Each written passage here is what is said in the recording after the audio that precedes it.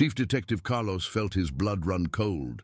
The color of his face changed from furious red to a pale, sickly white. The woman, the crazy woman, the socialite, the irresponsible one, was the colonel, the commander of the elite squad. In less than 5 minutes, the chief detective's world had been turned upside down. His arrogance dissolved into dread, and public humiliation was only the beginning of his nightmare. The thin afternoon air seemed to have solidified, making each breath a torturous effort for Chief Detective Carlos.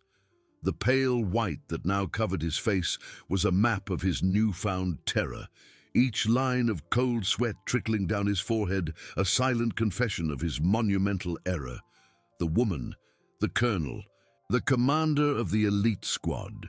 The words echoed in his mind like a funeral bell, each toll louder and more deafening than the last. The world, which just 5 minutes ago revolved around his unquestionable arrogance and authority, now tilted dangerously, threatening to swallow him whole. He tried to speak, an excuse, a justification, anything that could tear through the veil of dread that enveloped him, but his throat was dry, his tongue heavy and useless. The colonel's eyes, previously a mix of irritation and defiance, now shone with a calculated coldness, an icy disdain that promised a special hell for the man who had dared to call her crazy.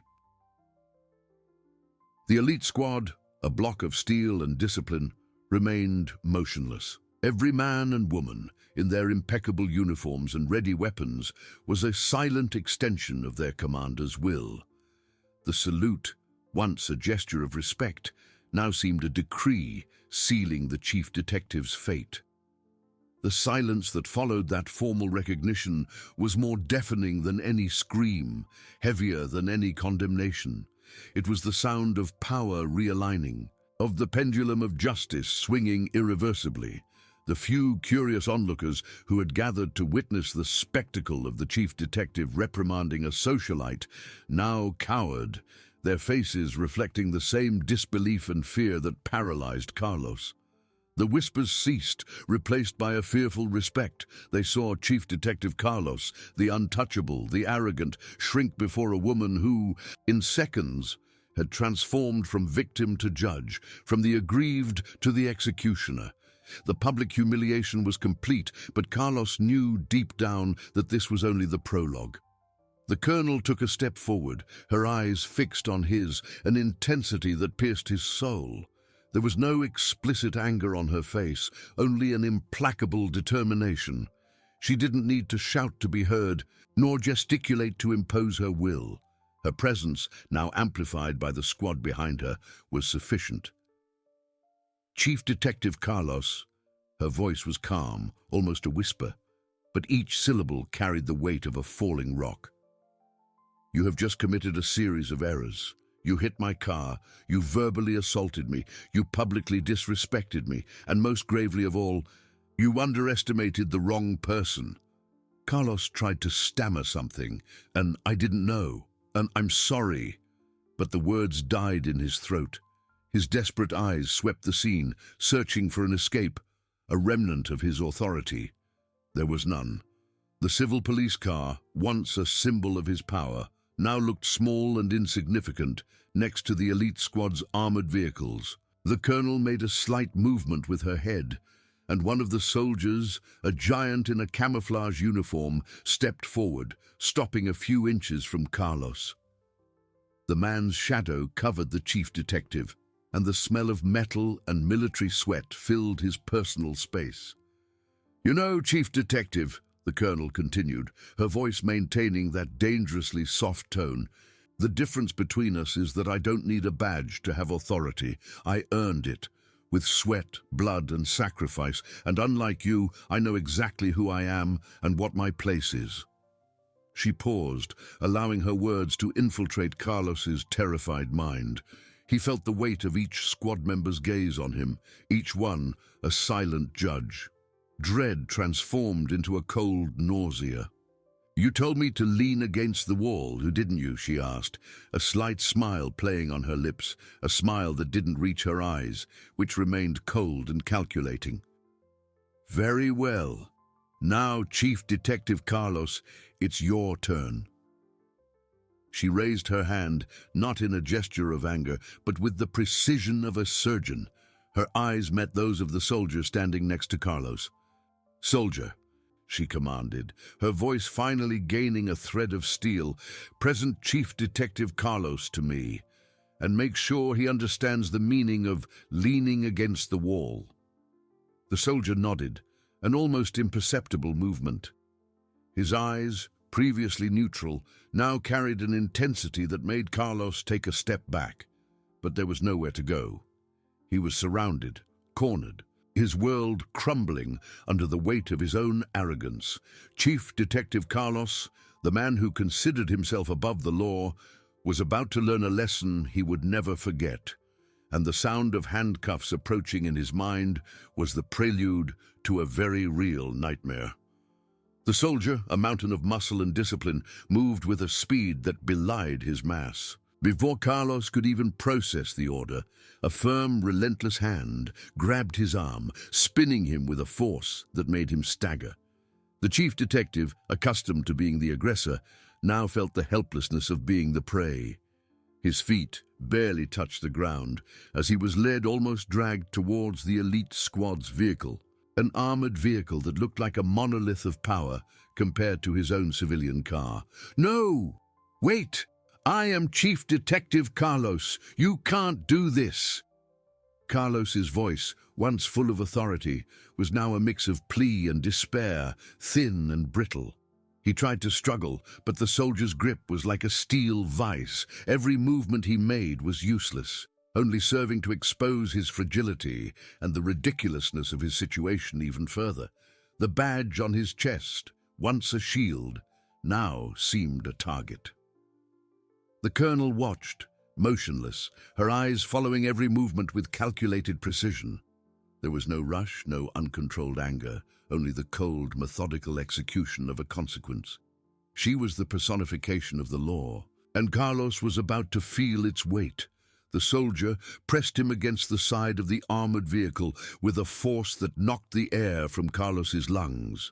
The cold, hard metal of the bodywork pressed against his back, a physical representation of the wall he had told the colonel to lean against. His arms were pulled back with impressive agility, and the metallic click of the handcuffs echoed in the tense afternoon silence. The sound was final, a verdict. The handcuffs, the same ones he used to arrest criminals, now tightened around his own wrists. The irony was cruel, a distorted mirror of his own arrogance. Chief Detective Carlos, handcuffed, leaning against the wall of a military vehicle in front of his own car and a stunned crowd. The humiliation was complete, a direct blow to his inflated ego. He felt the blush of shame mixed with the cold sweat of dread. "Chief Detective Carlos," the colonel's voice cut through the air again, a sharp scalpel. She approached, her steps firm and decisive, stopping a few inches from him. Her eyes, previously cold, now carried an intensity that seemed to pierce his soul. "You asked me who I was. Now you know, and you know what happens when you defy authority, don't you?" Carlos couldn't answer. His mouth was dry, his body trembling uncontrollably. He could smell the ozone of the afternoon, mixed with the metallic scent of the vehicle, and his own sweat of fear. The world spun. The faces of the curious, previously just blurs, now seemed like the faces of judges, each with a look of astonishment and condemnation. "I am not a crazy woman, Chief Detective. I am a law enforcement officer, one you swore to protect and respect, and you did neither." She paused dramatically, letting the words hang in the air like a sentence. "You disrespected the badge you wear, the uniform you donned, and the institution you represent. And above all, you disrespected me." The colonel then turned to the squad, which remained in impeccable formation. "Soldier!" she called, and the same man who had handcuffed Carlos stepped forward, awaiting orders. "Call the battalion commander, inform him of the situation, and request the presence of Civil Police Internal Affairs immediately." The order echoed with crystal clarity, sealing Carlos's fate. Internal Affairs. Those words were a final blow, A death certificate for his career, perhaps for his freedom. He felt a knot in his throat, a silent scream trapped in his chest. The soldier nodded and, with a swift movement, pulled out a radio communicator, initiating the call. Carlos watched, powerless, as his life crumbled in slow motion. He thought of his family, his reputation, everything he had built with years of work, now reduced to ashes by 5 minutes of uncontrolled fury and blind arrogance. The image of the colonel, calm and implacable, etched itself into his mind like a vivid nightmare.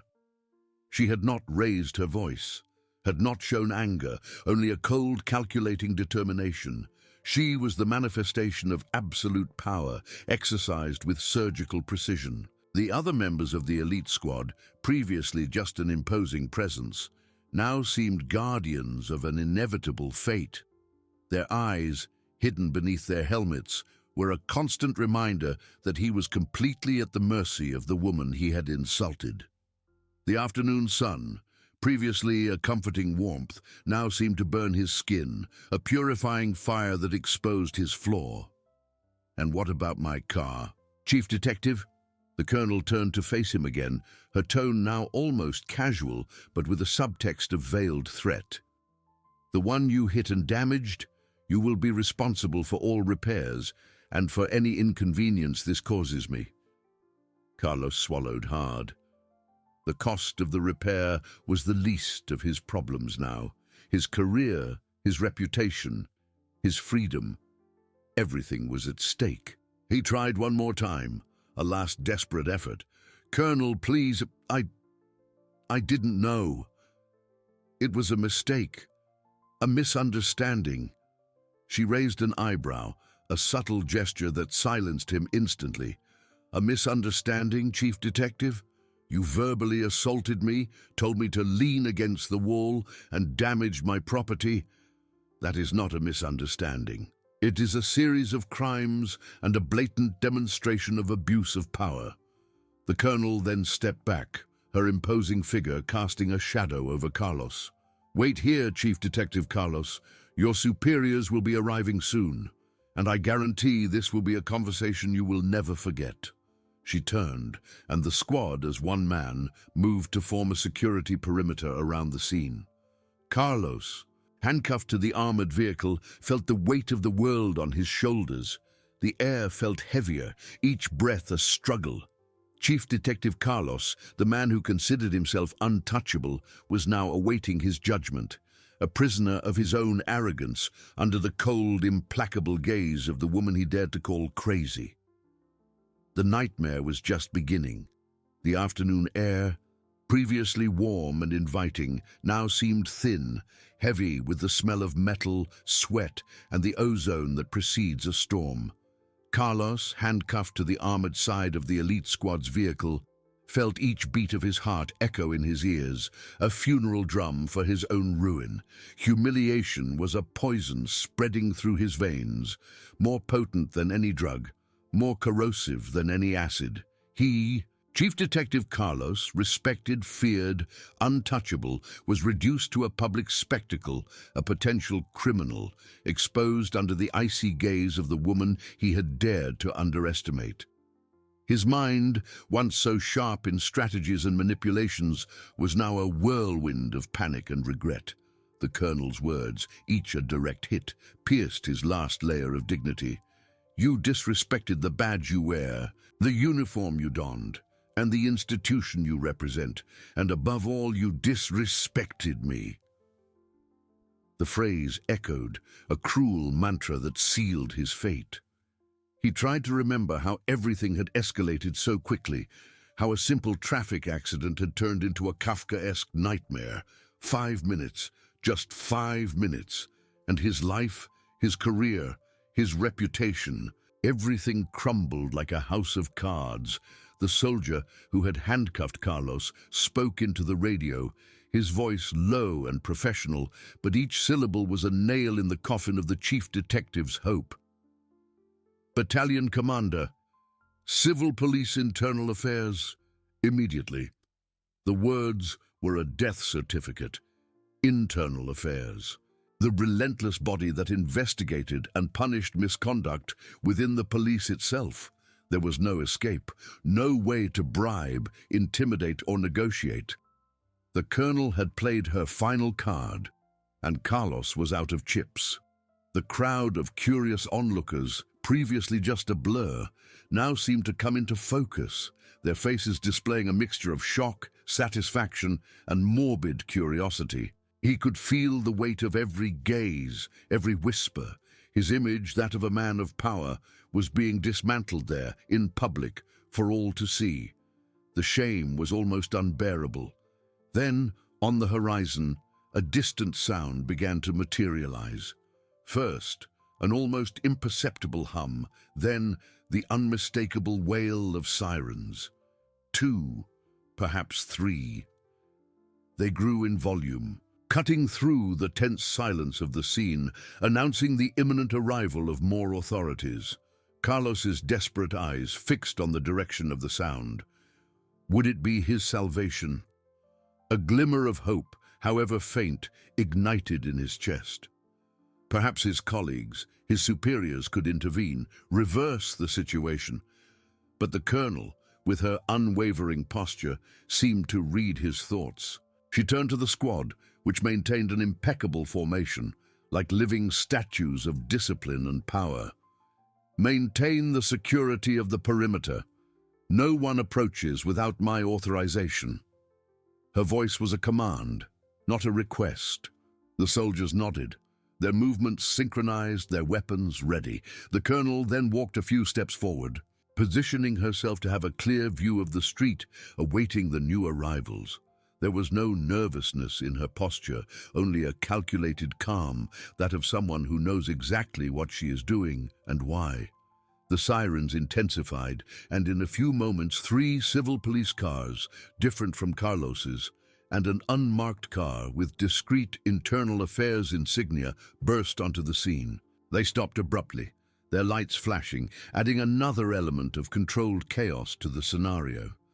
From the cars, civil police officers jumped out, some with the rank of chief detective, others agents. From the unmarked car emerged 2 men and a woman, all with serious expressions and the unmistakable aura of those who hold the power of internal investigation. The first to approach was an older chief detective with graying hair and an expression of someone who had seen it all. He recognized Carlos immediately, and his eyes widened in shock to see him handcuffed to the armored vehicle. His mouth opened, but no words came out. The military police battalion commander, a colonel, arrived shortly after, his uniform impeccable and his face reflecting a mixture of surprise and concern. He also recognized the elite squad colonel, and immediate respect showed in his gaze. "Colonel," the battalion commander began, his voice laden with formality and a hint of disbelief, "what is happening here? We received an urgent call." He stopped, his eyes sweeping the scene, fixing on Carlos, then on the elite squad, and finally on the colonel. The elite squad colonel, whose name was still a mystery to Carlos, maintained her upright posture, her eyes fixed and unyielding. "Commander," she replied, her voice calm and controlled. "Chief Detective, welcome. The situation is quite clear, though regrettable." She gestured slightly towards Carlos, still handcuffed. "This is Chief Detective Carlos. He has just committed a series of serious infractions: abuse of authority, verbal assault, disrespect to a superior officer, and damage to private property." The older chief detective, who identified himself as Dr. Almeida from Internal Affairs, finally found his voice. "Abuse of authority? Chief Detective Carlos? Colonel, is there some mistake? He is one of ours." His voice carried a tone of protection, but also of deep confusion. The elite squad colonel smiled, a cold smile that didn't reach her eyes. "There is no mistake, Chief Detective Almeida, and yes, he is one of yours. But that does not exempt him from the law. On the contrary, he hit my car, verbally assaulted me, called me crazy, and told me to lean against the wall. All of this in front of witnesses and my squad. She paused, allowing the gravity of her words to sink in. And for your information, Chief Detective Almeida, I am Colonel Renata Vasconcelos, commander of the Special Police Operations Battalion, BOPE. A heavy silence fell over the scene. The name of Colonel Renata Vasconcelos, the legendary BOPE commander, echoed like thunder. Carlos felt a chill run down his spine. It wasn't just a colonel, it was the colonel, the woman who had trained and led the state's most dangerous and successful operations, the woman whose reputation for integrity and implacability was known at all levels of public security. Dr. Almeida paled. The military police battalion commander, in turn, made an almost imperceptible movement of saluting, his eyes now filled with even greater respect. The revelation of the colonel's name completely changed the dynamic. It was no longer an isolated incident. It was a direct confrontation with one of the most powerful and respected figures in the security forces. Carlos, handcuffed, felt the last remnant of hope drain away. He had challenged not just an officer, but an institution in person. Colonel Renata Vasconcelos. The nightmare was just beginning, and now, with internal affairs and the battalion commander present, he knew there would be no escape. His fall would be as public and spectacular as his arrogance. The name echoed in the afternoon air like distant thunder, but its impact was immediate and devastating. Renata Vasconcelos, Colonel Renata Vasconcelos, commander of the Special Police Operations Battalion. Carlos felt his blood run cold, the panic that was once a wave, now a tsunami that engulfed him completely. It wasn't just a colonel, it wasn't just a woman in a position of power. It was the colonel. The living legend, the mind behind the most audacious operations, the woman who had redefined the concept of force and strategy in public security. He, Chief Detective Carlos, in his blind arrogance, had called this woman crazy. He had told this woman to lean against the wall. He had assaulted this woman. The silence that followed the revelation was more deafening than any scream. Dr. Almeida, the Internal Affairs Chief Detective, who moments before had tried to protect Carlos, paled to the point of looking like a ghost. His eyes, previously inquisitive, now reflected a chilling terror. He knew Colonel Renata's reputation. He knew she was implacable, incorruptible, and above all, just. His attempt to cover up or minimize Carlos's situation crumbled like a sandcastle before the tide. The military police battalion commander, in turn, a man of rigid and authoritarian posture, made an almost imperceptible movement of saluting. His eyes fixed on Colonel Renata with a mixture of respect and admiration. Hierarchy and power had manifested themselves unequivocally. Colonel Renata Vasconcelos, oblivious to the shock her words had caused, maintained her upright posture, her gaze fixed on Dr. Almeida. There was no anger on her face, only unquestionable authority.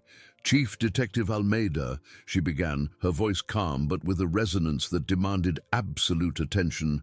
I imagine you are aware of the procedures for cases of abuse of authority, assault, and property damage, especially when the aggressor is a law enforcement officer.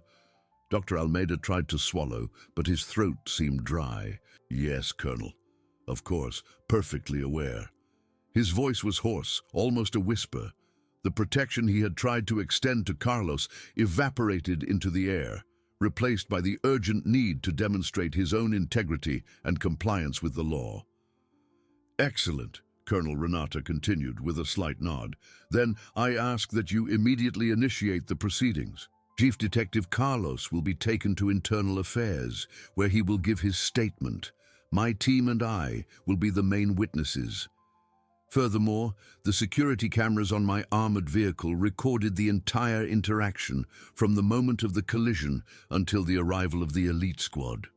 The mention of the security cameras was the final blow for Carlos. He felt his stomach churn. There was no denying it, no way to distort the truth. Everything was recorded in high definition for all to see his downfall. The humiliation would be complete, public, and irrevocable. Dr. Almeida, still pale-faced, nodded vigorously. "Understood, Colonel. We will arrange everything immediately. Agents, prepare Chief Detective Carlos for transport. He will be taken to Internal Affairs headquarters." The Internal Affairs agents, who had arrived with Dr. Almeida, moved with renewed urgency. The aura of protection that once surrounded Carlos had disappeared, replaced by cold efficiency. They approached the armored vehicle where Carlos was still handcuffed and began to unfasten him. Their movements were professional, but with each touch, Carlos felt the weight of his new reality. He was now a suspect, a criminal, in the hands of the very institution he swore to defend. The military police battalion commander, who had been observing in silence until then, stepped forward. "Colonel Renata," he said, his voice firm and respectful, "my battalion is at your disposal for any support that may be necessary. If you need reinforcements, area containment, or anything else, just order it." Colonel Renata turned to him, a slight, almost imperceptible smile crossing her lips. "Thank you, Commander, but I believe the situation is under control.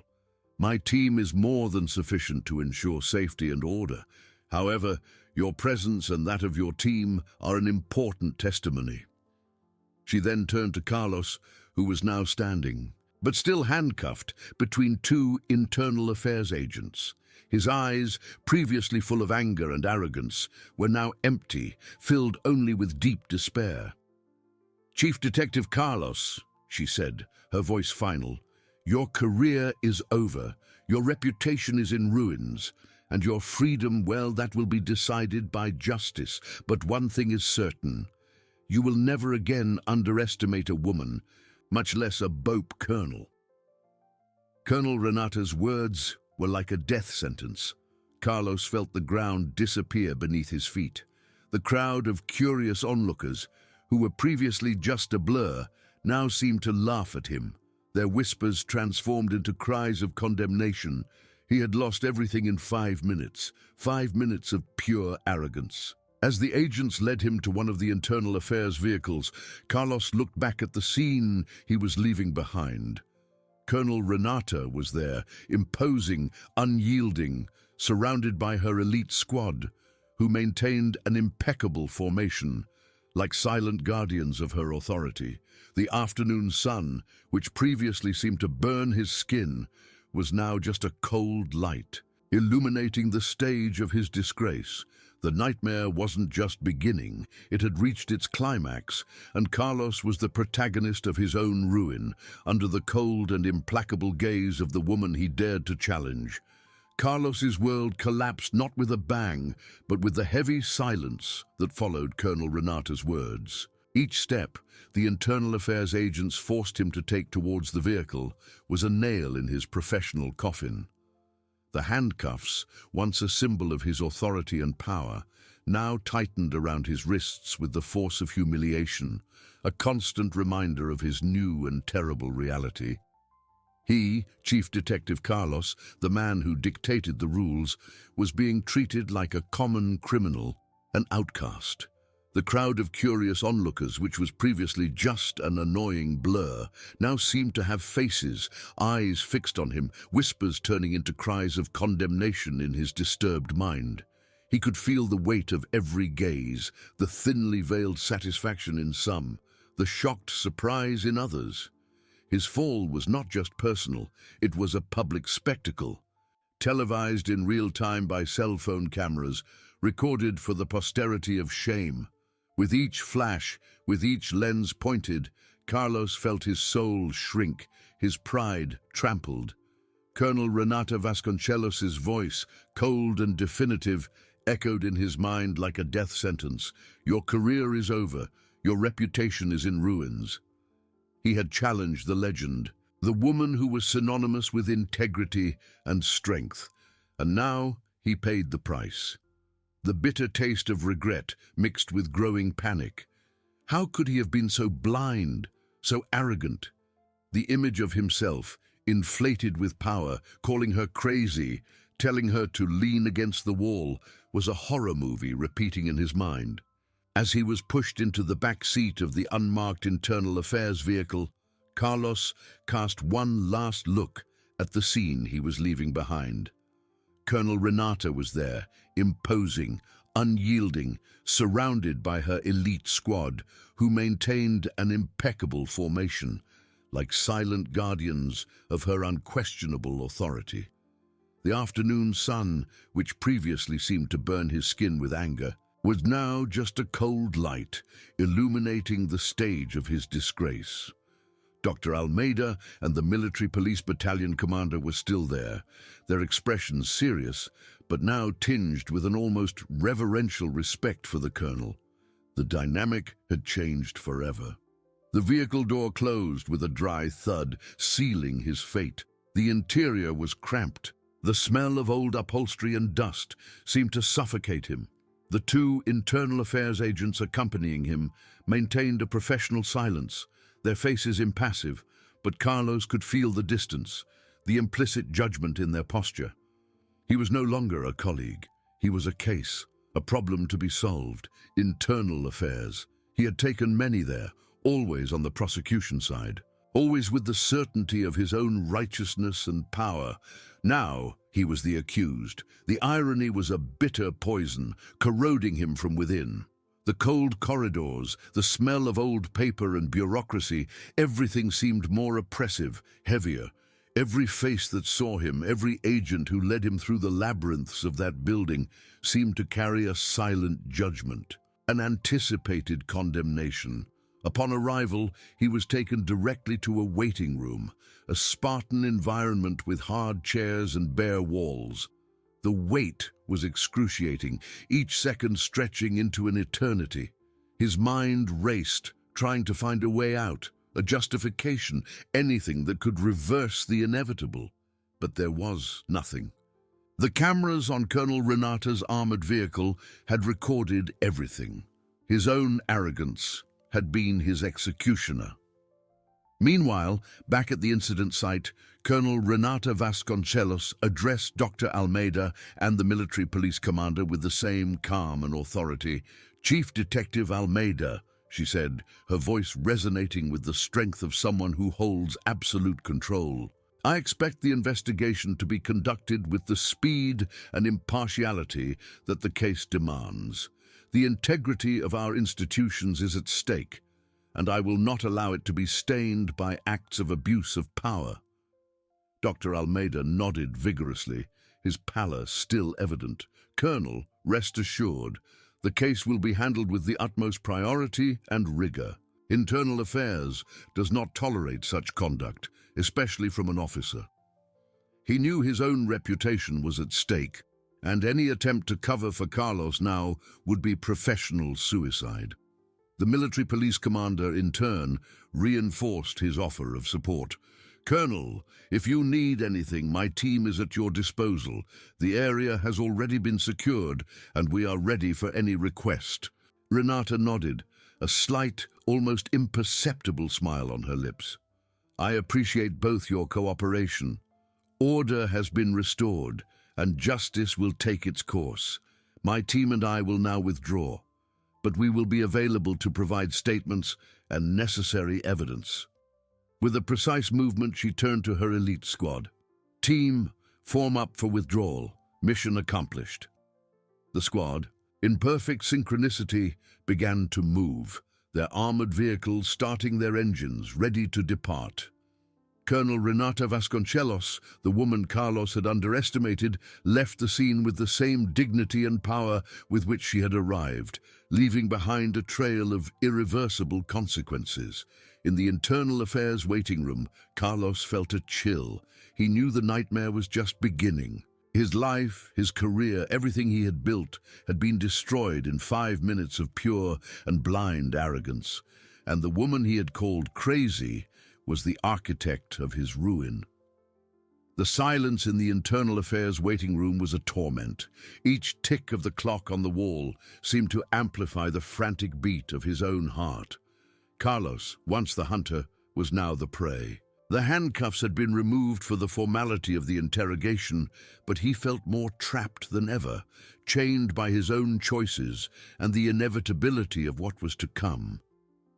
The smell of disinfectant and old paper, which once meant order and justice to him, now seemed the odor of his own professional decay. Lie. The door opened. An internal affairs agent, with an impassive face Carlos had seen in so many other interrogations, gestured for him to enter. The room was cold, functional, a metal table, 3 chairs. On the other side, 2 investigators, a man and a woman, both with the same expression of distant professionalism. There was no sympathy, no camaraderie, only the law. "Chief Detective Carlos," the man began, his voice monotonous, "we are here to record your statement regarding the events that occurred today involving Colonel Renata Vasconcelos of Bopi." Carlos tried to straighten his posture, but felt an overwhelming weight on his shoulders. I can explain. There was a misunderstanding. She was driving recklessly, and I, as a law enforcement officer, acted to—" The investigator interrupted him, without raising his voice. "Chief Detective, we have the images. The Colonel's armored vehicle cameras recorded everything. From the collision, your approach, your words, the assault, to the arrival of the elite squad. The mention of the images was like a punch to the gut." Carlos swallowed hard, feeling his throat scratch. He had forgotten for a moment that irrefutable evidence. The truth, raw and naked in high definition. There was no escape, no way to distort it. "We would like to know," the female investigator continued, "why you verbally and physically assaulted Colonel Vasconcelos. Why did you call her crazy and tell her to lean against the wall?" Her words echoed in the room, each one a hammer striking his conscience. The arrogance, the blind rage, the disrespect. All of it now turned against him. He tried to formulate an answer, but the words refused to come out. The image of the colonel, imposing and unyielding, surrounded by her squad, filled his mind. The phrase, "your career is over," resonated like a funeral bell. "There's not much to explain, Chief Detective Carlos," said the first investigator, sliding a tablet across the table. The screen lit up, showing the scene Carlos had experienced just hours ago. He saw himself, inflated with power, gesticulating aggressively, his face contorted with anger.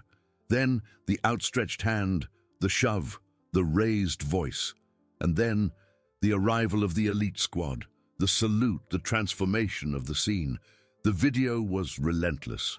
There were no cuts, no edits. It was the truth. His truth. Carlos felt his face flush with shame. He had become what he most despised, a criminal, an abuser of power, a man out of control. Chief Detective Carlos, the man who considered himself above all, was now reduced to a mere defendant, watching his own downfall. Meanwhile, Colonel Renata Vasconcelos and her elite squad returned to BOPE headquarters. The journey back was silent, but a different silence from what Carlos was experiencing.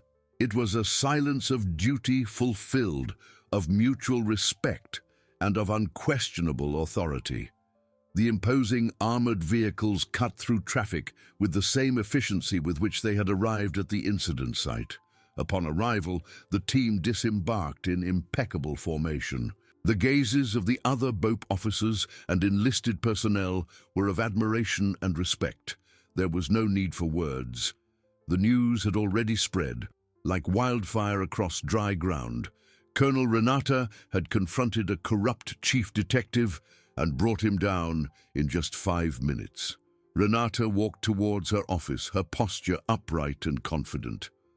On the way, she met the military police general commander, who was waiting for her with a serious expression, but with a gleam of pride in his eyes.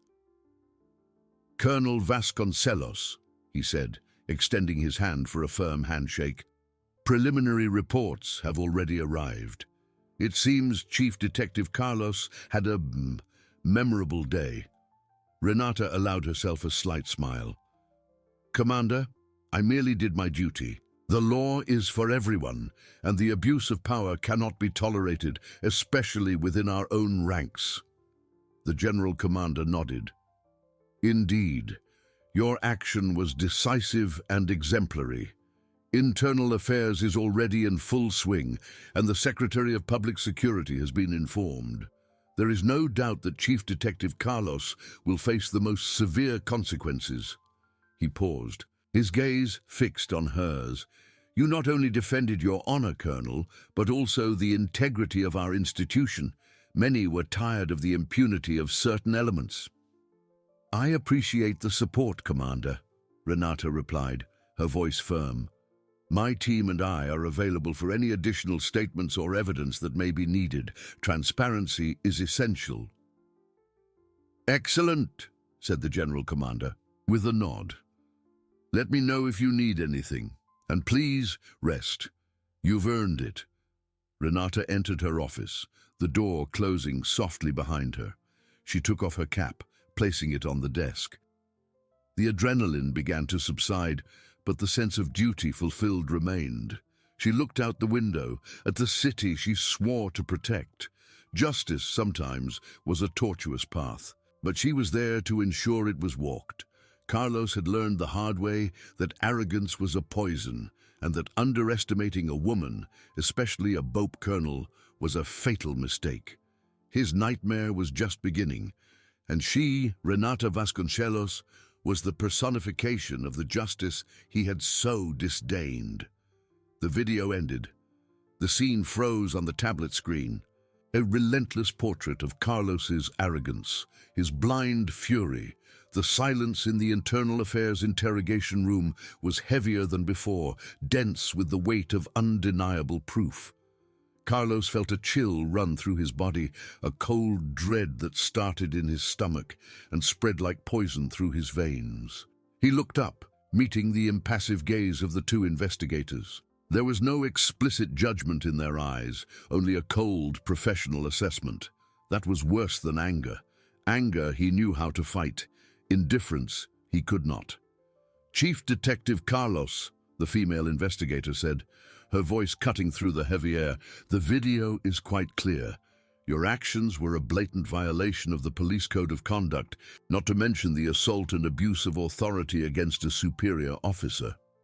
He wanted to argue, to find a loophole, a technicality, anything that could reverse the inevitable. But his mind was blank. The images on the tablet had stripped him bare, exposed his raw, ugly arrogance for all to see. He, Chief Detective Carlos, the man of the law, the untouchable, was now just a pathetic man in a cold room, confronted with the truth of his own decay. What do you have to say in your defense? The man asked, his voice monotonous, devoid of emotion. Carlos opened his mouth, but the words tangled in his throat, caught by an invisible knot. I lost my temper. She provoked me. She was driving dangerously. I just wanted to...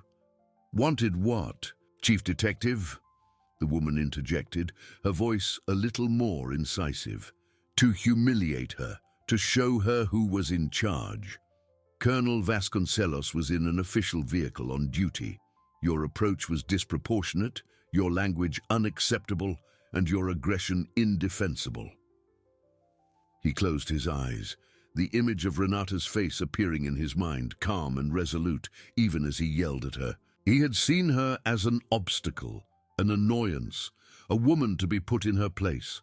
He had never considered her rank, her authority, or the consequences of his actions. His ego had blinded him. Your record, the man continued, shows a pattern of aggressive behavior in some approaches, Chief Detective. Archived cases, suppressed complaints, but never against someone with the rank and influence of Colonel Vasconcelos. The words hit him hard. They knew, they had always known. All the times he had overstepped, used his power to intimidate, to get what he wanted. He thought he was untouchable. He was untouchable until today, until Renata. Internal Affairs has already received direct orders from the Secretary of Public Security to conduct this inquiry with the utmost urgency and rigor, the woman informed, without averting her gaze. The Military Police General Commander is also closely monitoring. There will be no room for maneuvers, Chief Detective. Your immediate suspension has already been decreed, and the administrative process for your dismissal has already begun. Dismissal. The word echoed in the room, a fatal blow to his career, to his life. Everything he had built, his identity, his status, his power, all crumbling before his eyes. The badge, the weapon, the patrol car, the respect or fear he inspired, all gone. Carlos felt a knot in his throat. Anger bubbled up, but was quickly replaced by overwhelming despair. He was a man with nothing, a former chief detective, disgraced, with an uncertain future. "You will be entitled to a lawyer," the investigator said, almost as an afterthought. "But, to be frank, Chief Detective, the evidence is overwhelming. Colonel Vasconcelos not only acted with exemplary professionalism in the face of your provocation, but also ensured that the entire incident was recorded. She left no loopholes. Renata, the woman he had underestimated, humiliated, assaulted. She not only brought him down, she did it flawlessly, surgically, without giving him any chance to rise again. She was the personification of the justice he thought he controlled, and now she was his executioner. The door opened again. This time, a security officer entered, accompanied by 2 agents. "Chief Detective Carlos, please come with us. You will be taken to a temporary cell while awaiting the next steps of the process." Temporary cell. The irony was cruel. He, who had sent so many behind bars, was now on his way to one. The smell of disinfectant and old paper seemed to have transformed into the smell of his own ruin. Each step was a burden. Each glance from the agents who led him was a reminder of his downfall. He was no longer Chief Detective Carlos. He was just Carlos, a man in disgrace, walking towards an uncertain future, stripped of everything. As Carlos faced the cold, implacable reality of internal affairs, Renata was in her office, the door closed, the silence filled only by the soft hum of the air conditioning. She watched the city through the armored window, a vibrant and chaotic metropolis that demanded constant vigilance. The adrenaline of the confrontation had subsided, but the clarity of purpose remained unshakable. She picked up her cap from the desk, turning it in her hands. It wasn't about personal revenge. It never was. It was about principles, about the integrity of the uniform she wore, about the trust the population placed in them. Chief Detective Carlos was a cancer, and she had been the surgeon. News of her action had already spread like wildfire through the corporation. Messages of support and admiration began to arrive on her cell phone, from colleagues, from subordinates, even from officers of other forces. Most praised her courage and her firm stance. Some, older and more cynical, warned her about the waves she had created, about the friends Carlos might have. But Renata didn't care. She was prepared for the waves. She was a BOP colonel. Waves were her natural habitat. She knew the battle didn't end there. Internal affairs would do its job. But the system was complex. There would be attempts to minimize, to discredit. But she had the evidence, the witness, the elite squad, and the support of the general commander and the secretary. More importantly, she had the truth. Her phone rang. It was Dr. Almeida, the chief detective general. "Colonel Renata," he said, his voice a little more relaxed than at the incident site, but still with a serious tone. "Just to inform you that Chief Detective Carlos has been immediately suspended. The administrative process is underway, and the accusations are serious. Abuse of authority, assault, insubordination to a superior. The prosecution has already been notified. I appreciate the information, Dr. Almeida, Renata replied, her voice calm and controlled. I hope the process is swift and exemplary. It is essential that society sees that no one is above the law, especially those who swore to protect it. I fully agree, Colonel. Your action was crucial in exposing this behavior. Often these cases are difficult to prove without such compelling evidence. The video from your armored vehicle is irrefutable. Renata allowed herself a small smile. It's always good to be prepared, Chief Detective. Indeed. Well, Colonel, anything you need, we are at your disposal. And once again, congratulations on your stance. It was an example for all of us. She hung up, the sense of duty fulfilled deepening. It was not a personal victory, but a victory for the institution, for justice. She had confronted arrogance and impunity head-on, and had prevailed. Renata stood up, walking to the table where her strategic city map was spread out. There were other battles to be fought, other injustices to be corrected. But, for today, she had planted an important seed. The seed that on her watch, the law would be upheld, no matter the cost. And Carlos, in his temporary cell, was living proof of that. His nightmare had indeed begun. But Renata's fight for justice, that was far from over. She was the guardian and the city, her sanctuary. The dry thud of the metal door closing echoed in Carlos's temporary cell, a hollow sound that sealed his fate. There were no windows, only a small slit at the top of the door, through which a cold, impersonal light filtered. The walls were faded grey, the floor rough concrete, and the air heavy with the smell of disinfectant and others' despair. Carlos stood there, in the center of that claustrophobic cube, his badge and weapon already confiscated. He was no longer Chief Detective Carlos. He was just Carlos, a man stripped bare, reduced to his most vulnerable essence. The silence was deafening, broken only by the distant hum of the ventilation system and the frantic beat of his own heart. He ran his hands through his hair, fingers tangling, as if he could squeeze reality out of his mind.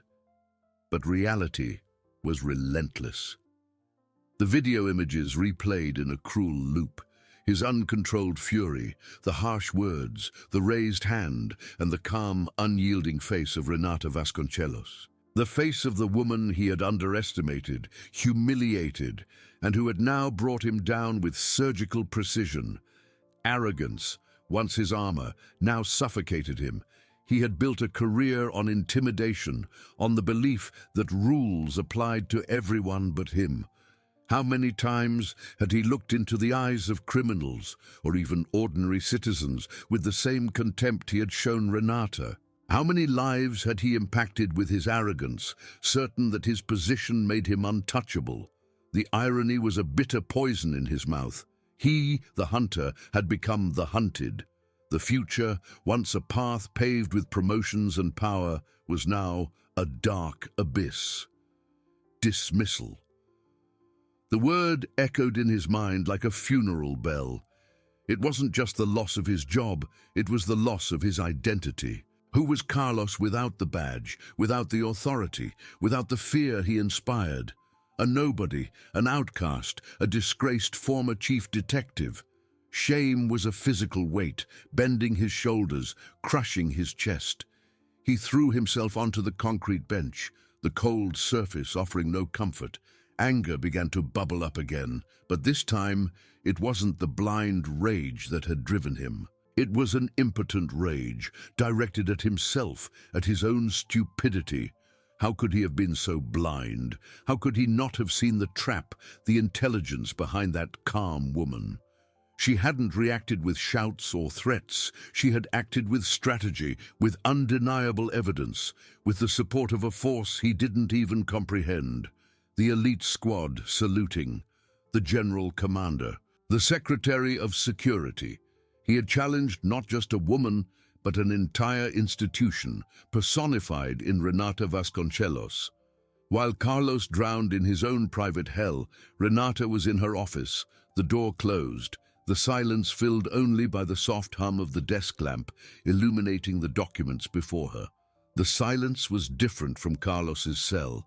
It was a silence of purpose, of reflection. She felt no euphoria, not even personal satisfaction, only the calm resolve of someone who had fulfilled a difficult but necessary duty. She reviewed recent incident reports, her mind already moving to the next challenges. Carlos's downfall was a landmark, a clear signal to the corporation and to society that impunity had limits. But she knew that the battle against corruption and abuse of power was continuous, a hydra with many heads. Carlos was just one of them. Her cell phone vibrated. It was a message from an old colleague, a retired colonel she respected. "Renata, you did what many dreamed of doing, but few had the courage. Prepare for the waves. They won't let it go easily." She smiled slightly. The waves. She expected them. Life in Bope had taught her to navigate the most violent storms, to face danger head-on. She looked at the strategic city map, its lines and points representing the complexity of her mission. Justice was not an abstract concept for Renata. It was the foundation upon which social order rested, and she was one of its fiercest defenders. The incident with Carlos had been a test, a proof of her resilience and her ability to act under pressure, not only on the battlefield, but also in the corridors of power. The truth is that Colonel Vasconcelos was not just a superior officer, she was a force of nature. A woman who had climbed the ranks of a predominantly male institution with intelligence, courage, and unshakable integrity. Carlos had made the fatal mistake of confusing her with just any woman, a decorative figure. He had learned, the hard way, that a woman's strength is not measured by her voice, but by her determination and the support network she builds around herself. She stood up, walking to the window. The city, asleep under the cloak of night, seemed more vulnerable, but also more hopeful. Justice for Renata was not an end in itself, but a continuous process, an eternal vigil. And she, Colonel Vasconcelos, was more awake than ever, ready for each new dawn, for each new challenge. Carlos's nightmare had only just begun, but Renata's fight for justice, that was far from over. She was the guardian, and the city, her sanctuary. The door to Carlos's cell opened again, revealing an internal affairs agent, his face impassive. "Chief Detective Carlos, we have some additional questions, and your lawyer is here." Carlos raised his head, hope for a brief instant, flickering in his eyes. His lawyer. Perhaps there was a way out. But the agent's voice continued, cold and formal. "He is here to inform you about the extent of the charges and the implications of your suspension, and to advise you on the media repercussion. Your case is already public." The gleam in Carlos's eyes faded. The media, the scandal, not just the loss of his position, but the loss of his reputation, of his dignity. He was now a public spectacle, an example of what not to do. The agent gestured, and Carlos was led out of the cell into an even colder corridor, where the reality of his new status awaited him. Each step was a reminder of his fall, each glance from the few officers who crossed his path, a confirmation of his ostracism. In Renata's office, the phone rang again. It was the general commander. "Colonel, excellent work. The internal and external repercussion is exactly what we needed. A clear signal. But there's a downside." The commander's voice was cautious. "Some sectors, those who benefited from the old order, are mobilizing. We've received information that they are trying to discredit the video, claiming manipulation, or that you provoked the situation." Renata tightened her grip on her cap. "Expected, Commander, but the evidence is robust, and the elite squad is an irrefutable witness." "Indeed, but the narrative war is real. Stay alert. And by the way, the Secretary of Public Security wants a meeting with you tomorrow morning. It seems he has a new mission in mind, something that aligns with your firm stance." Renata felt a slight shiver. A new mission. She knew that the victory over Carlos was just the prelude to bigger battles. The city was a complex chessboard, and she had just moved a crucial piece. She hung up the phone, her gaze fixed on the map. The waves were starting to roll in, but Renata Vasconcelos was not one to back down. She was the BOPE colonel, and she was ready to navigate any storm. Carlos's nightmare had only just begun, but Renata's fight for justice, that was far from over. She was the guardian, and the city, her sanctuary. And the game, she knew, was just beginning. The game she knew was just beginning. The general commander's words echoed in Renata's mind, a premonition she had already expected. Carlos's downfall was not an endpoint, but a comma in a much larger sentence. The city, her sanctuary, was also a battlefield, and justice a fortress that demanded constant vigilance. She approached her office window again, the darkness of the night beginning to give way to the first grey tones of dawn. The promise of a new day brought with it not only light, but also the shadows of the challenges that lay ahead. The narrative war mentioned by the commander was a tangible reality. Renata knew the tactic well. Discredit the source, sow doubt, turn the victim into the aggressor. They wouldn't attack the video directly, but her. They would say she was too ambitious, that she sought the spotlight, that she used her position for personal gain. The insinuations would be subtle, but venomous, designed to erode her reputation and undermine confidence in her actions. But Renata was no novice. She had faced bullets and bombs, and knew that words, at times, could be more destructive. Her defense, however, would not be with rhetoric, but with results. The meeting with the Secretary of Public Security hung in the air like a heavy cloud. A new mission, something that aligned with her firm stance. Renata was not naive. She knew that in politics nothing happened by chance.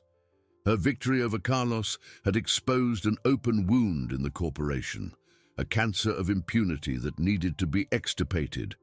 The secretary, a shrewd and pragmatic man, saw in her not only a competent officer, but a symbol, a powerful tool for a necessary reform, or at least for the perception of one. The firm stance he praised was, in fact, her intransigence with corruption, her unwavering loyalty to the principles she swore to defend, and that, she knew, placed her in a position of power, but also of danger. Meanwhile, somewhere in that same city, Carlos experienced the hell of his own making. The lawyer, a man with a tired face and monotonous voice, had laid bare the naked truth. The charges were serious: abuse of authority, assault, damage to public property, Renata's car, and most devastating breach of police decorum. The suspension was just the beginning. The administrative process would be relentless, and dismissal almost certain. The lawyer spoke of minimizing damages, of negotiating an honorable exit, but Carlos heard only the sound of his life crumbling. The media, like a vulture, already lurked. His name, once synonymous with power, would now be synonymous with scandal. He who so despised the weak now felt the weakest of all, exposed, humiliated, without the armor of his badge. Despair deepened, transforming anger into a chilling void. Renata, for her part, felt the adrenaline of anticipation. She didn't seek confrontation, but she didn't shy away from it either. The secretary's new mission would certainly be a test, perhaps a trap, or perhaps the opportunity she needed to consolidate the changes she so desired. She imagined the scenarios, the possible implications. Would it be a large-scale operation, a high-level investigation, or something more subtle, an internal restructuring that would require a firm hand and strategic vision? Either way, She would be ready. Her life in BOPE had trained her for the unexpected, for making decisions under pressure, for leadership amidst chaos. She picked up her cap from the desk, her fingers tracing the insignia. It was not just a symbol of her rank, but of her journey, of every sacrifice, of every battle won. Colonel Vasconcelos was not just a woman in a man's world. She was a warrior, a strategist, a leader, and the city needed her. It needed someone who wouldn't bow, who wouldn't sell out, who wouldn't fear the waves that approached. The sun finally broke the horizon, painting the sky with shades of orange and purple. Light flooded the office, dispelling the last shadows of the night. Renata took a deep breath, the fresh air filling her lungs. The meeting with the secretary would be in a few hours. She had little time to prepare, but her preparation was not just in documents or strategies. It was in her essence, in her unshakable conviction. The game was on, and Renata Vasconcelos was ready to play, not just to win, but to change the rules.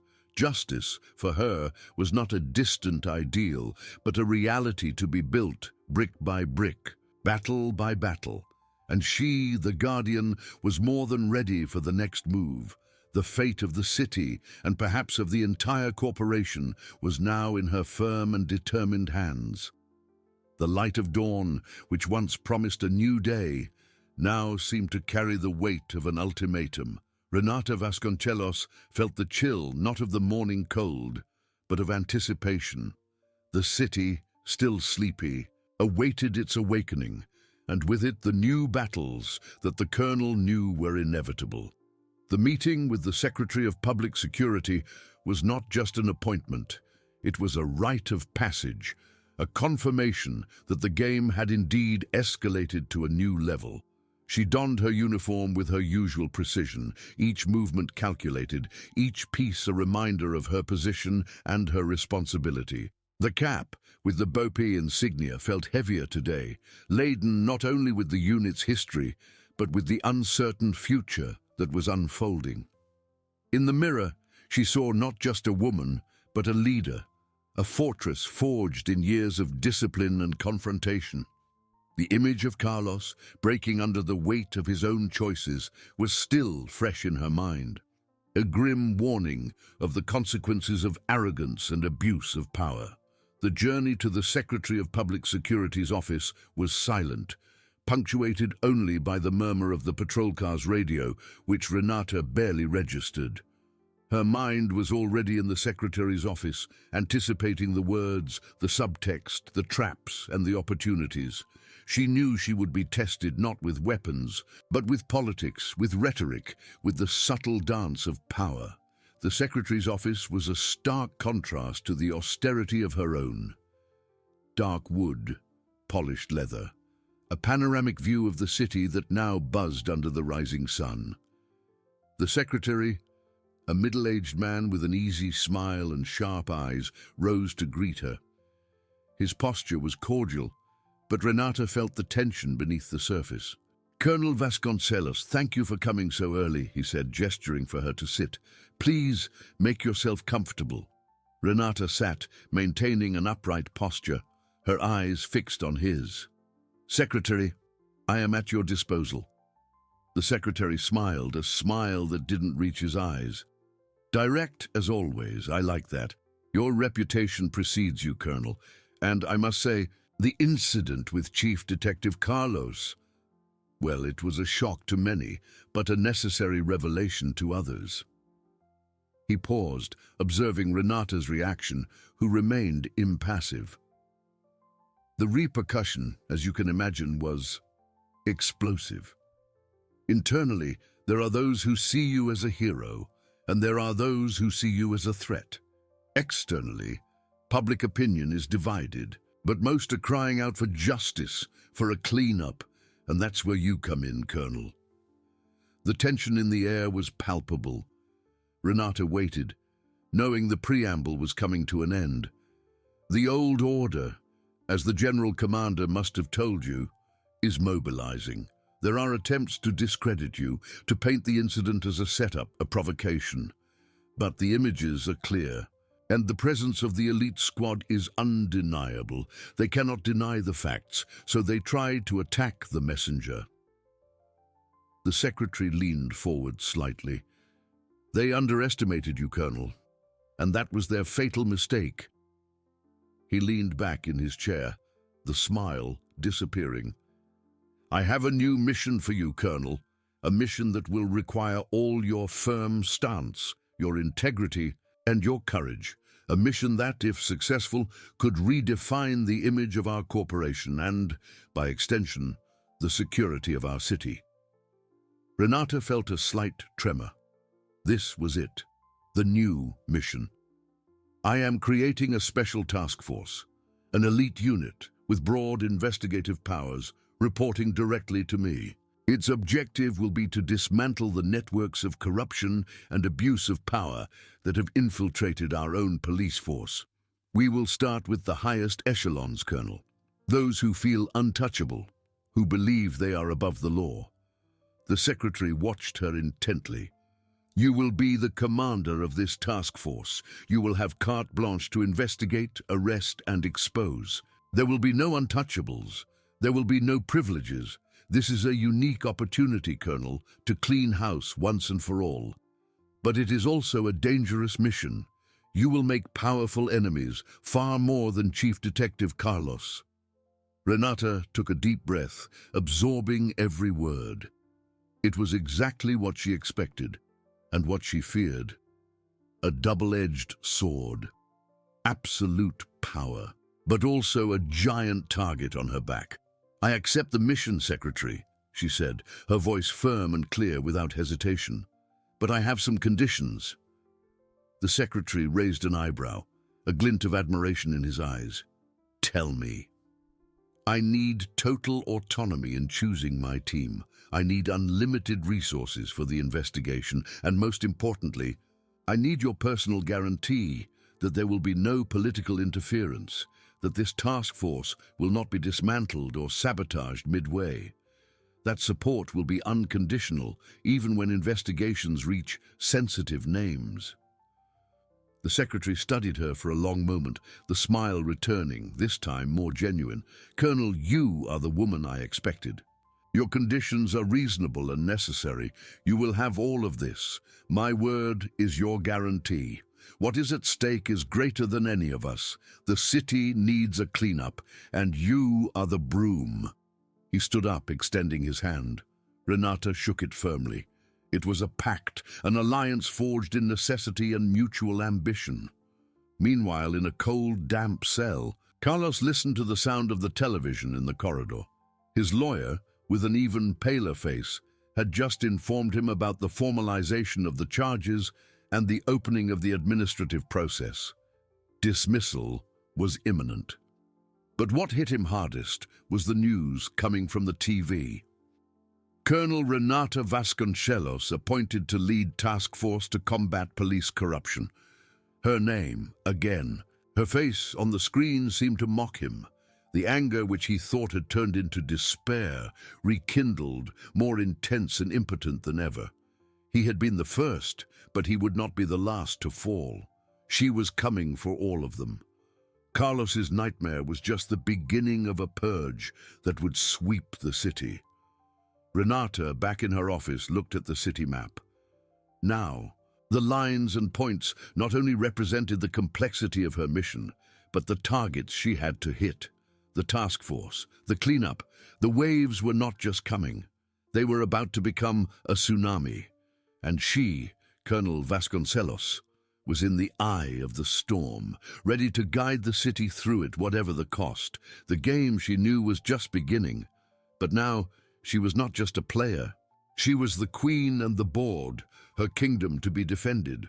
The game, she knew, was just beginning. But now, she was not just a player. She was the queen and the board, her kingdom to be defended. Colonel Vasconcelos didn't waste a second. The secretary's promise of autonomy and unlimited resources was not just a blessing, but a colossal responsibility. The promised cleanup would not be a desk job, but a war fought in the shadows, against enemies who moved with the same discretion and lethality. Her first action was to assemble the team. She didn't need many, but a few, absolutely loyal ones. Her mind, a living archive of profiles and histories, began to select. First, Sergeant Elias, her right-hand man in BOPE, a man of few words and unshakable loyalty, with a sharp intuition for danger and unparalleled tactical skill. Then, Lieutenant Anna, a brilliant intelligence analyst capable of unraveling the most complex webs of corruption with a surgeon's precision. And finally, Captain Mendez, an expert in covert operations, with a network of contacts that stretched into the city's darkest corners and an impeccable record of high-risk missions. 3 pillars, each an essential piece in the chess game she was about to play. The task force's base was established in a discreet, almost forgotten building on the outskirts of the city. Away from the curious eyes of the media and the clutches of bureaucracy, the location was quickly transformed into a high-tech command center. Digital maps projected the city streets, encrypted communication lines hummed, and the energy of anticipation filled the air. It wasn't just an office. It was a bunker, a sanctuary for the justice they sought. Renata, standing before a giant screen displaying a tangle of data and connections, addressed her team. Her voice was calm but laden with authority. Our mission is clear: to dismantle the networks of corruption that corrode this corporation from within. There are no untouchables. There are no favorites. We will start at the top, where the rot is deepest. She pointed to a name blinking in the center of the screen, a name that resonated with power and influence in the police corridors. Deputy Chief Detective, Dr. Augusto Valente. A murmur of surprise ran through the room. Valente was not just a name, he was an institution, a pillar of the old order, known for his political cunning and apparent invulnerability. Attacking him would be like knocking over the first domino in a long and dangerous sequence. Valente is the mastermind behind many illicit operations disguised as crime fighting, Renata continued. He controls information, diverts resources, and protects his allies in exchange for loyalty and silence. We have indications, but we need irrefutable proof. Elias, Mendez, you will be in the field. Anna, you will be our eyes and ears on the network.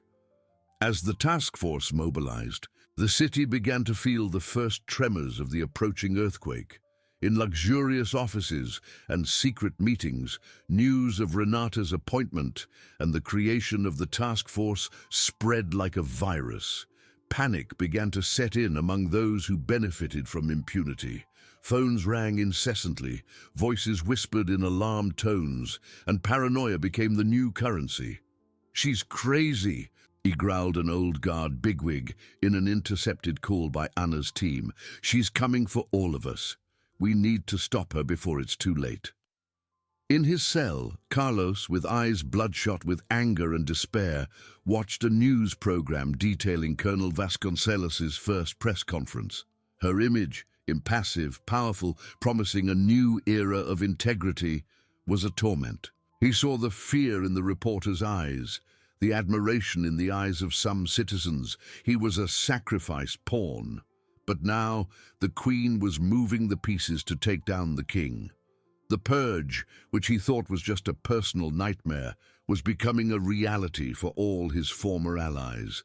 With every word from Renata, with every move of the task force, the abyss beneath his feet deepened, taking with it not only his career, but that of many others. Renata, oblivious to the panic she was sowing, was focused. The first hours of the task force were of intense preparation. Plans were drawn up, escape routes mapped, contingencies discussed. Night fell over the city, but in the bunker the lights remained on, the energy pulsating.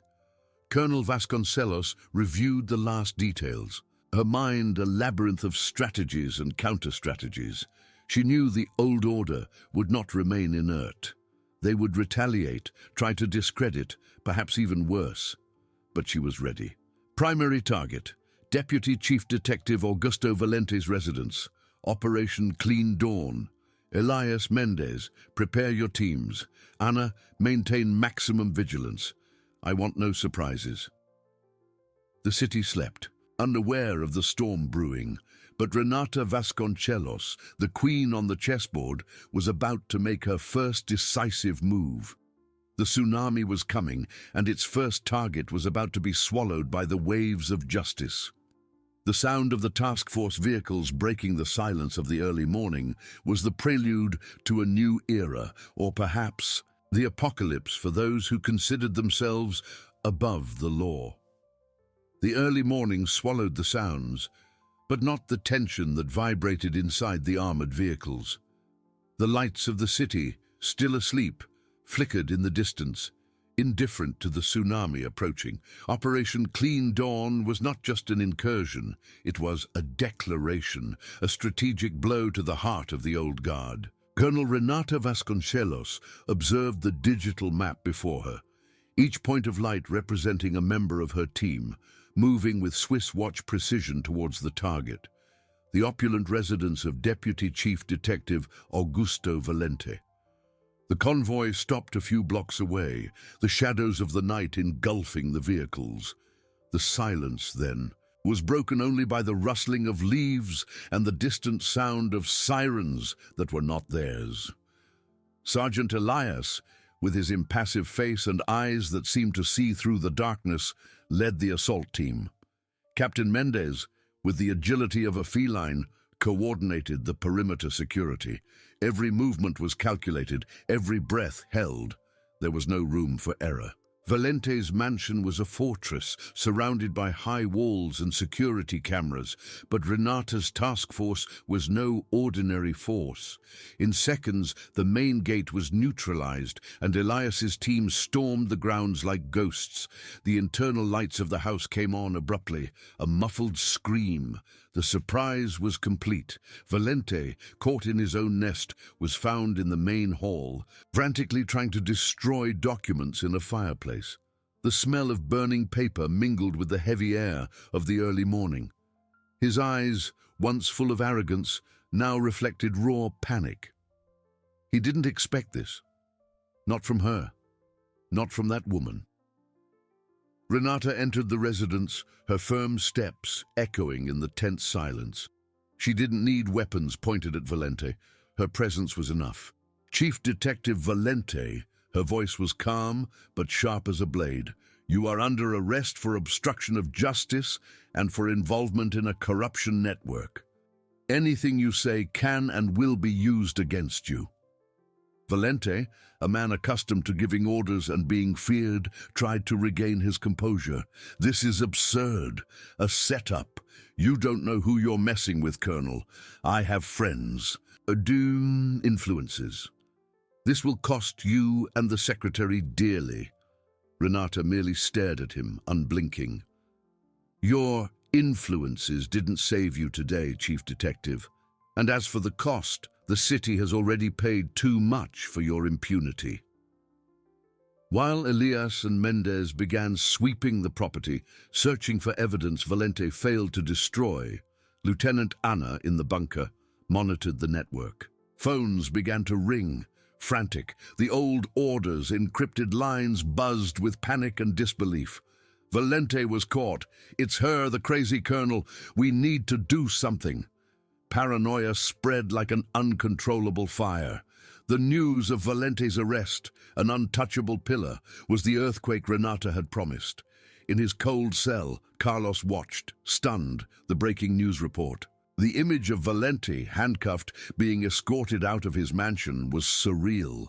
The deputy chief detective, the man he so admired and feared, was now just another on the list. Carlos felt a shiver of terror and, strangely, a hint of dark satisfaction. He was not alone. The purge was real, and it was just beginning. The Queen was taking down the pieces one by one, and the King, he knew, was increasingly exposed. Back at the bunker, Renata analyzed the first reports. Valente's residence had not revealed the smoking gun they expected. The man was too cunning to keep incriminating evidence at home, But the arrest itself, the shock, the panic it had sown was a victory. It was the first domino. "Anna," Renata said, without taking her eyes off the screen showing Valente's connections, "maintain maximum vigilance over all communications. They will react. They will try to discredit, sabotage, perhaps even worse. We need to be one step ahead." Lieutenant Anna nodded, her fingers flying across the keyboard. "We are already detecting an increase in activity in offshore bank accounts linked to Valente and his associates, Colonel. And there's a pattern of encrypted communication that's intensifying. It seems they're trying to move assets and information." Renata smiled, a cold, determined smile. "Excellent. It's exactly what I expected. They're running, and when they run, they make mistakes." "Elias, Mendez, get ready. Operation Clean Dawn was just the first act.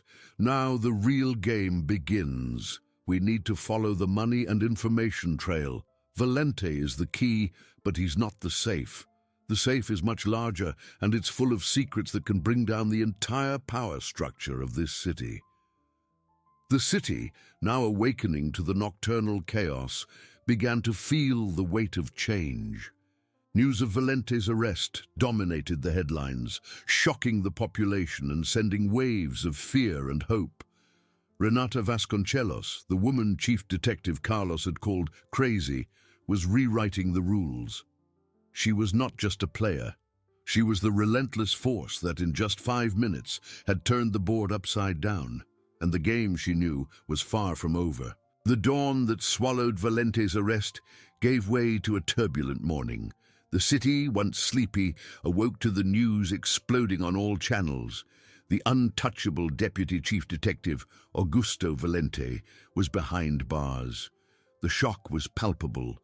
Fear spread like wildfire among those who benefited from impunity, and hope, a timid flame, began to flicker in the hearts of ordinary citizens. In the bunker, the energy was feverish. Renata's team, exhausted but invigorated by the initial victory, delved into the data. Valente's arrest was the can opener, but the real treasure was hidden in the depths. Anna, her eyes fixed on multiple monitors, tracked every transaction, every encrypted communication that intensified. "Colonel," her voice was an urgent whisper, "the pattern repeats. Offshore accounts being emptied, information being moved to external servers. But there is a central node, an epicenter of all these connections, a name that appears repeatedly, always in the background, always protected." Renata approached the screen, where a complex diagram of networks was drawn. A name, once just a rumor in the corridors of power, now blinked with alarming intensity. Senator Adolfo Nogueira. Silence fell in the room. Nogueira was not just a pillar. He was the foundation, the silent architect of much of the corruption Renata had sworn to dismantle. He was the king on the board, and Valente merely a sacrificed bishop. "Nogueira," Renata pronounced the name with calculated coldness. "The man behind the curtains. He controls not only the police, but also parts of the judiciary and the legislature. Attacking him will be an all-out war." And the war was not long in coming. The old order, wounded and cornered, reacted with the fury of a trapped animal. The media, part of it already compromised, began to circulate defamatory stories about Renata, accusations of abuse of power, political persecution, mental instability. The image of the crazy colonel that Carlos had uttered was now echoed by powerful voices, trying to discredit her, isolate her. "They are trying to demoralize us, Colonel," Elias reported, his voice filled with indignation. "There are selective leaks of false information, trying to undermine public confidence in our task force." Renata merely smiled, a smile that did not reach her eyes, but revealed unshakable determination. "Expected. It's their tactic. But we will not yield. Anna, prepare the counter-offensive. I want all the evidence we have against Nogueira and his accomplices ready to be released, not in a leak, but in an official press conference. We will expose the truth before their lies take root." As the task force prepared for the second act, Carlos's paranoia in his cell transformed into a chilling terror. He watched the news, the smear campaign against Renata, and knew it was a desperate tactic. He knew Nogueira, knew how deep his reach was. But Renata's impassivity, the way she absorbed the blows and planned her counterattack, was frightening. He had called her crazy, but she was a brilliant strategist, a force of nature. The purge, which he thought was just a nightmare, was becoming a seismic cleanup, bringing down everything in its path. Renata's press conference was a watershed moment. With a calm that bordered on coldness, she presented a dossier of irrefutable evidence: bank records, phone intercepts, testimonies from protected informants. Senator Nogueira's name was pronounced not as an accusation, but as an inevitable conclusion. The reaction was immediate. The entire country watched, stunned, the fall of a giant. The farce of the crazy colonel crumbled under the weight of truth. Nogueira's arrest was different from Valente's. There was no surprise raid in the early morning, but a meticulously planned operation, executed in broad daylight, with the press present to witness every step. The senator, found in his office, tried to use his influence, his rhetoric, but the handcuffs on his wrists were proof that his reign had come to an end. Renata, standing before the cameras, with Nogueira being escorted in the background, addressed the nation. "This is just the beginning," her voice resonated with authority and hope. "Corruption is a cancer, and the cure demands constant vigilance and relentless action. There will be no more untouchables. Justice will prevail." In the bunker, the team applauded, exhausted but victorious. The city breathed lighter air, an air of change. The Queen had taken down the king, and the promise of a new era of integrity and accountability finally seemed within reach. Carlos, in his cell, watched the broadcast. The image of Renata, powerful and unyielding, was the last thing he saw before turning off the small television. He had underestimated the colonel. He had hit her car, assaulted her, called her crazy. But in 5 minutes, everything changed. In 5 minutes, the elite squad arrived and saluted their commander. And in a few months, that same commander had dismantled an empire of corruption he thought was unshakable. The irony was cruel, justice relentless. The game for him was over. For Renata, he knew, it was just the beginning of a new and eternal vigilance. The storm had passed, but the waves of justice would continue to reshape the landscape, ensuring that the old order never dared to rise again.